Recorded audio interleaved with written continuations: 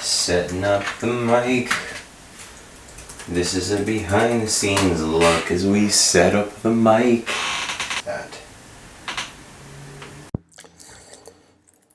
Okay, are we recording now?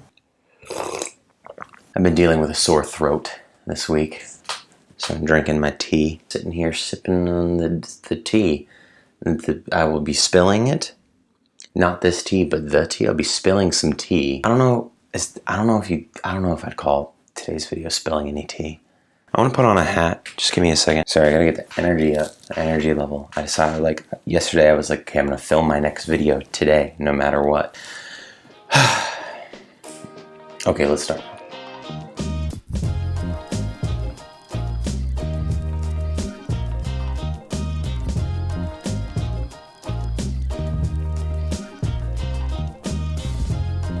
Good morning, welcome back to BrendoBox Vlogs. If you're new here, my name is Brendan and this is the vlog. Today I'm going to be talking about something that I think is very, very, very important when it comes to living in New York City.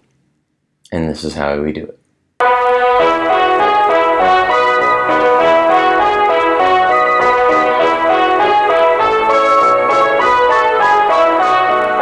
Today we're going to be talking about money. Money is a tricky thing. Your life seems to be easier with it and much harder without it. There are many things that money can get you. There are things that money can't get you, like time. But in New York City, money can make or break you. Without funding, you can't really do much. Because New York is a very, very expensive place. It's unlike any place I've ever lived full time. I don't even remember struggling with money this bad when I lived in London, freaking England. When I was converting all of my dollars to pounds and converting all the food I ate there to pounds on my body. I was trying to make a stupid pun there. I've never grocery shopped so diligently before. I've never not gone out so much before, like said no to so many, things. When I am out, I'm looking for, the cheap things. It's a hard not life right now. What is the words there? What are the words to that song? It's a hard, fuck. I don't want to Google it.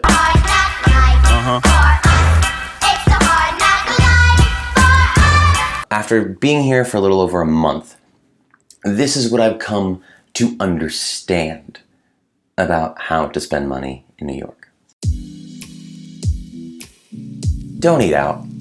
I mean, eat out sometimes. Sometimes it's nice to go out and eat. Last night I went out and I didn't have dinner. I actually just went out for drinks. Just don't eat out that much. If you're in a financial predicament that's similar to mine, which is you don't have a lot of money. I've just become accustomed to cooking most of the time. Now I don't go and, sprinkle seasoning and do fancy cooking. I don't know if sprinkling seasoning on anything is fancy cooking, but I don't do fancy cooking. I go grocery shop, know what I want to eat, have some things that I can microwave, things that I can put on a stovetop, have some things that I can put in the oven. And I give myself a weekly budget for how much I want to spend at the grocery store. I find that around $40 gets me through a week. I know none of this sounds fun or glamorous or even appealing.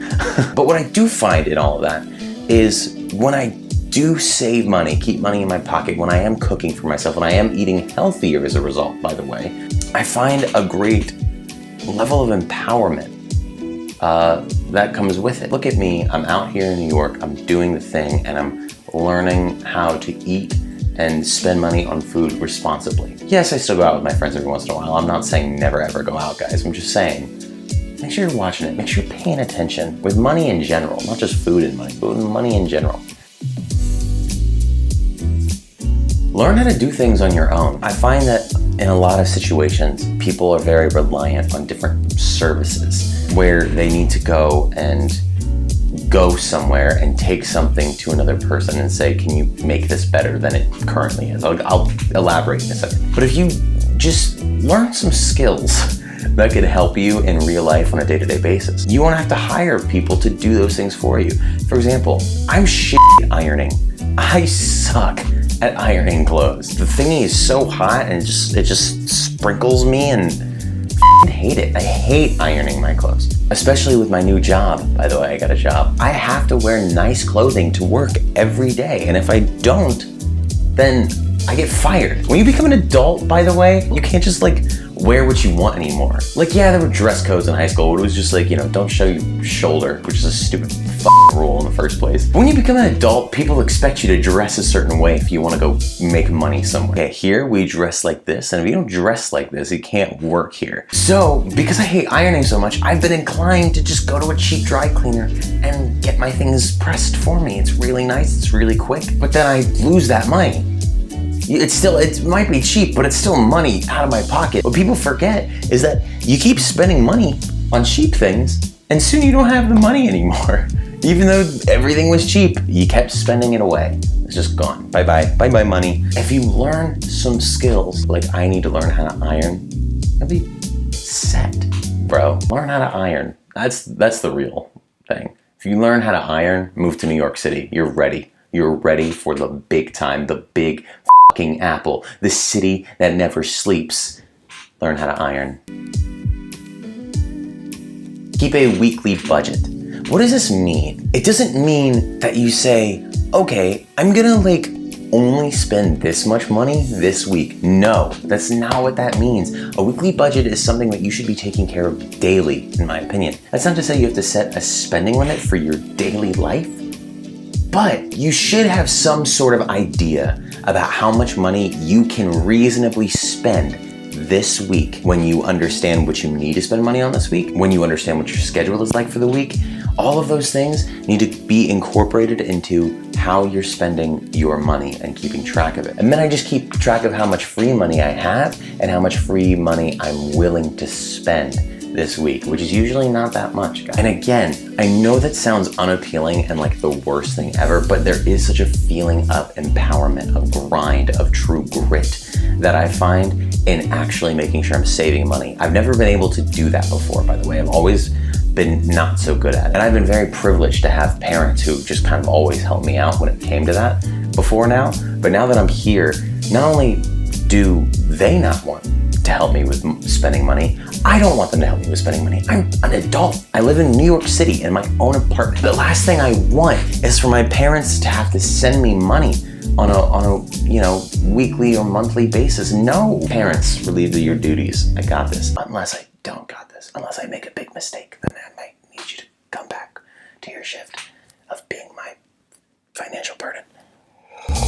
And then within the budget that you're making, you should be making little mini budgets for all the things that you need to spend money on. I have a transportation budget. I have a gas electric budget. I have a rent budget. I have a student loan budget. I've got all these budgets that I'm constantly throwing money into and being like, okay, this money is specifically for that. I'm not gonna touch it unless it's for that thing. And by doing that, you learn that you're saving even more money on accident because you don't allow yourself to spend money on things you don't need. I was at Macy's the other day. I needed to get an undershirt and socks for my new job because they needed very specific things, and the uniformity is crazy. I love my job though. I'm not discrediting my job. My job's awesome. I love my job. I'm a caterer. I work for a catering company. Great. Okay, now you guys know. Okay, I love my job. Okay, just to be clear, great.